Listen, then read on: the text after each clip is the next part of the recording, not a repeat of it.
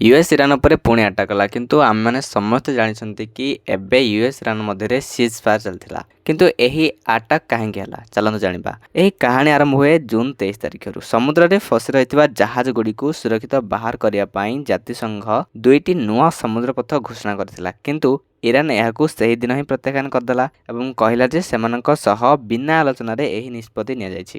June 25 ତାରିଖ Oman ଉପକୂଳରେ Taiwan ଦ୍ୱାରା ପରିଚାଳିତ ଏକ ବଡ଼ ମାଲବାହୀ ଜାହାଜ ଉପରେ ଏକ ରହସ୍ୟମୟ ଡ୍ରୋନ୍ ଆକ୍ରମଣ ହେଲା। ଆମେରିକା ଦାବି କଲା ଯେ ଏହି ଆକ୍ରମଣ ପଛରେ ଇରାନର ହାତ ଅଛି। ତାପରେ ଜୁନ୍ 26 ତାରିଖ ଏହି ଆକ୍ରମଣର ଜବାବରେ ଆମେରିକୀୟ ବାୟୁସେନା ଇରାନ ମିସାଇଲ୍ ଏବଂ ଡ୍ରୋନ୍ ଷ୍ଟୋରେଜ୍ କେନ୍ଦ୍ରଗୁଡ଼ିକ ଉପରେ ପ୍ରବଳ ବୋମା ବର୍ଷଣ କଲା। ଆମେରିକାର ରାଷ୍ଟ୍ରପତି ଡୋନାଲ୍ଡ ଟ୍ରମ୍ପ ସୋସିଆଲ ମିଡ଼ିଆରେ ଏକ ବଡ଼ ଚେତାବନୀ ଦେଇ କହିଲେ ଯଦି ଇରାନ ନ ସୁଧୁରେ ତେବେ ଇରାନର ଅସ୍ତିତ୍ୱ ହିଁ ମିଟିଯିବ।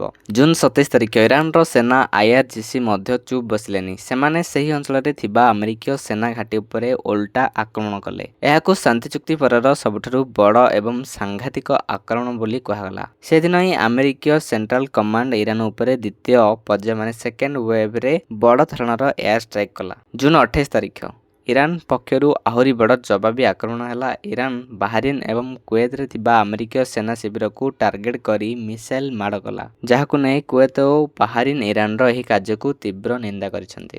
ତେବେ ପୁଣି ଏହି ଦୁଇ ଦେଶର ଯୁଦ୍ଧ ଭିତରେ ଗ୍ଲୋବାଲ ମାର୍କେଟ ଉପରେ ଇମ୍ପାକ୍ଟ ପଡ଼ିଛି।